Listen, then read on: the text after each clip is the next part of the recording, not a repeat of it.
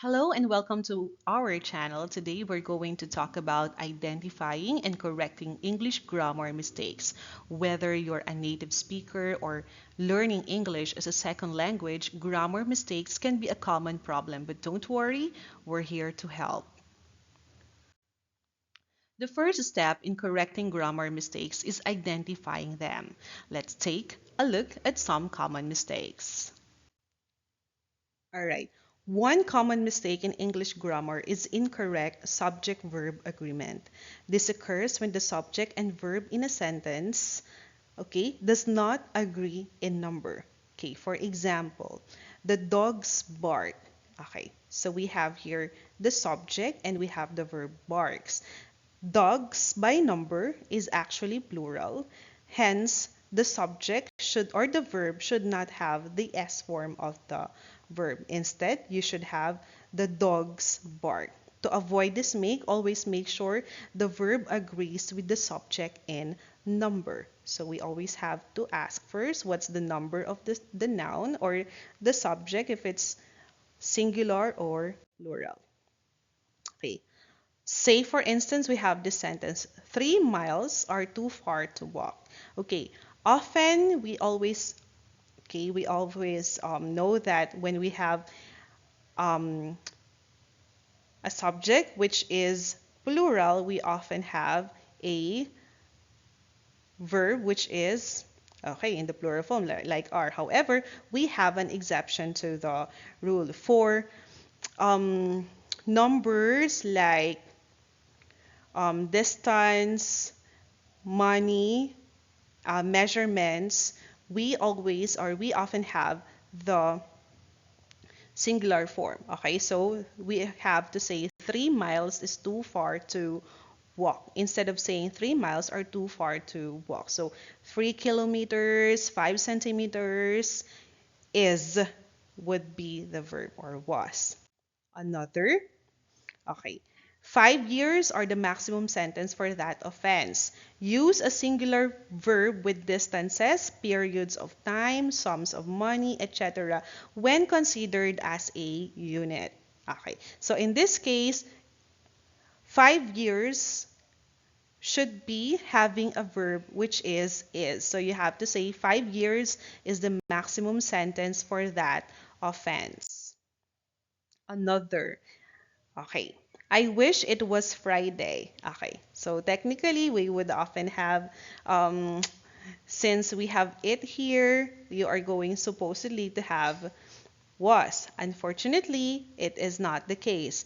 The word were replaces was in sentences that expresses a wish or a contrary to fact. So if you have something like a wish or something which is contrary to fact, you should have the subjunctive mood of the verb.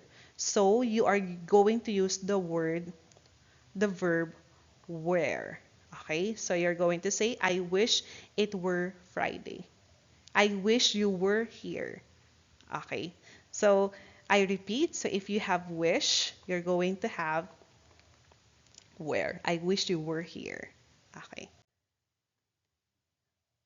Okay. Now what about if you have like this?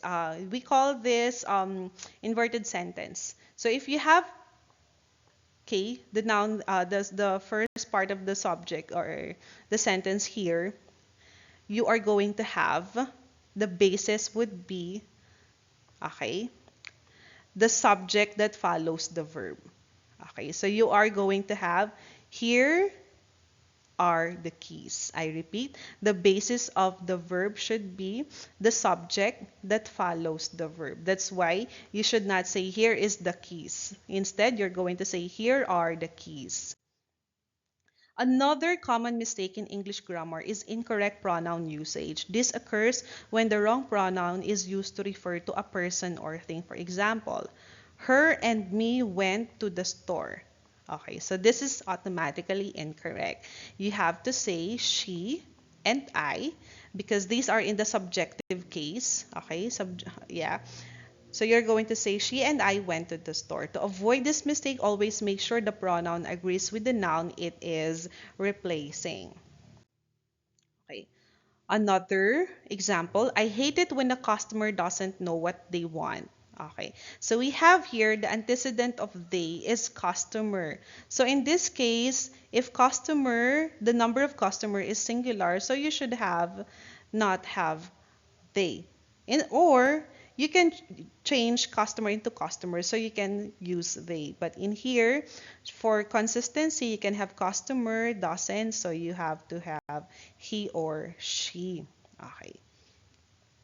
But to make it better sometimes, instead of using he or she, because sometimes it's awkward, why not rewrite the sentence? So, for example, we have here, if you see anyone on the trail, tell them to be careful. So, we have there the antecedent, which is anyone.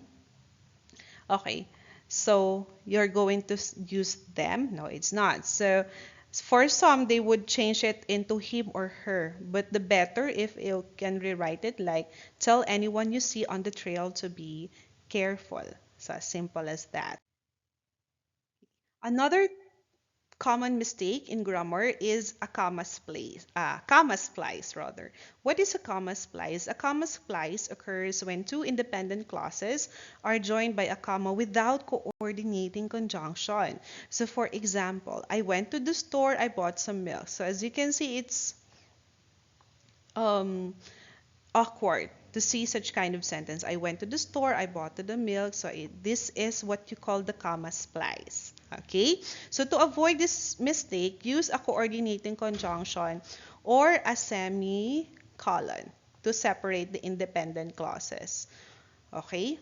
So we have here, I went to the store and bought some milk. So this is a better one. So in this case, I have used a coordinating conjunction, which is and or. For some, they use semicolon, like I went to the store, semicolon, and then I bought some milk. Okay. Another common mistake we have here, misplaced modifiers. Okay, a misplaced modifier is a word or a phrase or even a clause that is in the wrong place in a sentence, making the sentence unclear or awkward. So for example, here, I only ate pizza. This is in a way unclear because it gives confusing idea. So we have here only, it seems that, okay, uh, it is only one person who ate the pizza. Where in fact, what the person actually means is that he or she only ate pizza. So he or she did not eat um, burger, spaghetti, lasagna, and so on, but only pizza. So in here, you always have to make sure that the modifier is placed next to the word it is modifying. So they should come together. All right. So that makes it misplaced modifier because the modifier is placed in a different uh, sentence or in a different part. Okay, so it is misplaced modifier. Okay. Another one, we glued together the vase we broke quietly. Okay, so are you referring to the broke, which is quietly? It was broken quietly? No, it is not. So that makes it a misplaced modifier. So you should say, we quietly glued together the vase we broke. So um, what is being referred to here with quietly, it is glued. So they quietly glued together the vase and not how they broke it. Okay, so one problem solved with this misplaced modifier. So as simple as that, those are the common grammar mistakes that we have. So we hope this presentation helped you identify and correct common mistakes in English grammar. Remember to always proofread your work and ask for feedback to improve your writing and speaking English or speaking skills. With practice, you can master English grammar and communicate effectively in any situation. If you like this video, please don't forget to like and subscribe. And if you have any questions, don't forget to comment below. Thank you so much. See you in my next video.